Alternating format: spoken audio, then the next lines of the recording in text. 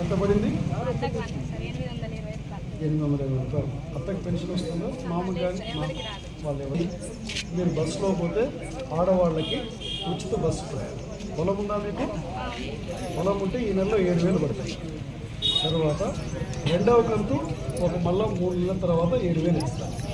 మూడవ కంతు 6,000. మొత్తం ఎంత అవుతుంది? 3, 7,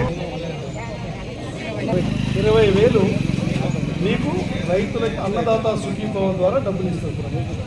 అన్నమ్మ ఇప్పుడు ఆమెకు చెప్పినాను, చదువుకొని ఉద్యోగం కాని వాళ్ళకి డిగ్రీ వరకు చదువుకొని 2 సంవత్సరాలు ఉద్యోగం కాని వాళ్ళకి 3,000 నెలకి నిరుద్యోగం ఇచ్చి సంవత్సరం ఆఖరి నుంచి ఇస్తారు. ఒకటి తల్లికి వందన డబ్బులు పడ్డాయి. పిల్లలున్న తల్లులకి ఒక్కొక్క పిల్లవాడికి 13,000. ఎంతమంది పిల్లలుంటే అంతమందికి.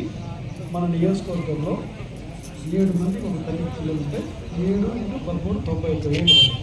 రాష్ట్రంలో ఒక తల్లికి 12 మంది పిల్లలు ఉంటే 12 × 13 అంటే 1,56,000 పడ్డాయి. అదే